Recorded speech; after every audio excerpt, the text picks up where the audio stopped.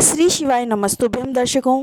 निर्जला एकादशी का व्रत सबसे बड़ी एकादशी का व्रत कहलाता है और निर्जला एकादशी पर एक उपाय जरूर करना चाहिए जो साल भर के किए गए पाप कर्मों से आपको मुक्ति भी दिलाता है।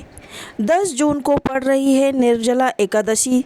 दिन शुक्रवार रहेगा और ज्येष्ठ मास के शुक्ल पक्ष पर यह एकादशी का व्रत रखा जाता है।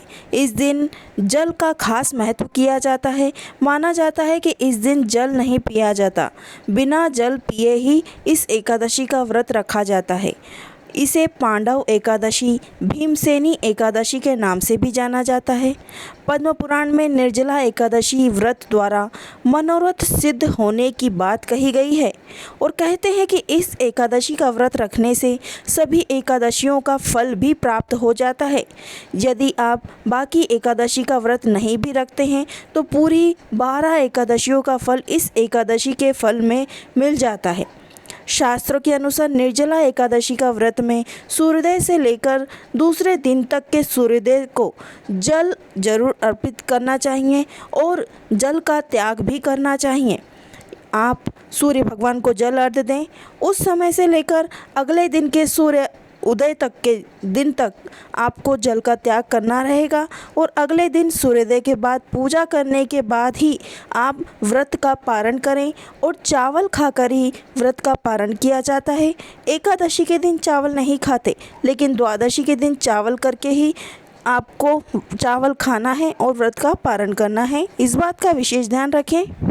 एकादशी के दिन पीपल के वृक्ष में सुबह के समय जल जरूर अर्पित किया जाता है और शाम के समय आपको घी का दीपक जरूर प्रज्वलित करना चाहिए और अपने पितरों के नाम का तर्पण भी इस दिन दान पुण्य अवश्य करें, क्योंकि सबसे बड़ी एकादशी कही जाती है निर्जला एकादशी।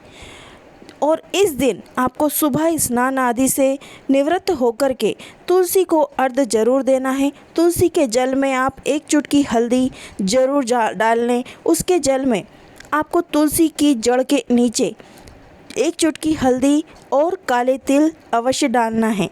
इससे आपके सभी दोष दूर हो जाएंगे। और यदि आप तुलसी की जड़ में कच्चा दूध समर्पित करते हैं तो आपके घर में कभी भी धन धान की कोई कमी नहीं रहेगी, लक्ष्मी हमेशा आती रहेगी।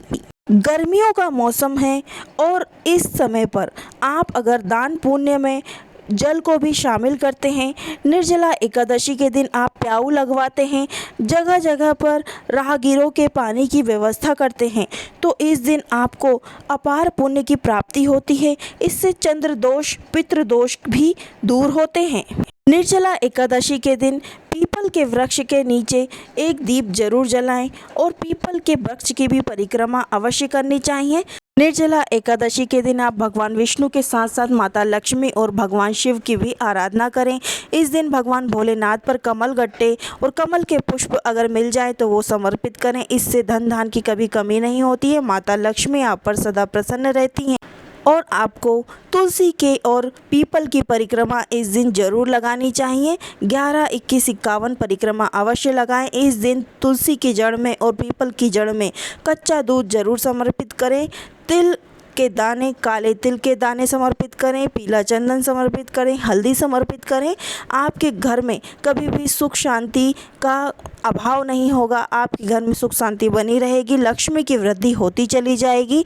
और यह सबसे बड़ी एकादशी है, इसलिए इस दिन आप किसी भी शिव मंदिर में जाकर के एक दीपक जरूर प्रज्वलित करें, भगवान शिव पर 1 लोटा जल समर्पित करें।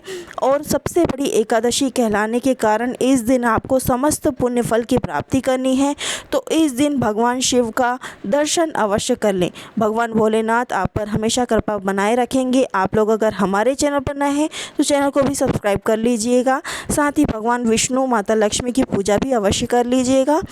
इस दिन आप निर्जला व्रत ना रख सकें तो आप इस दिन पूजा पाठ करके ही अपने पुण्य फल की प्राप्ति कर सकते हैं। तो दर्शकों, आप लोग को और भी उपाय देखने हैं तो हमारे चैनल पर ज़रूर जुड़िएगा। चैनल पर बहुत से उपाय डले हुए हैं, आप उन्हें देख करके उन उपायों को जरूर कीजिएगा। आपको कोई ना कोई समस्या का समाधान जरूर प्राप्त होगा। मिलते हैं अगले वीडियो में। श्री शिवाय नमस्तुभ्यम।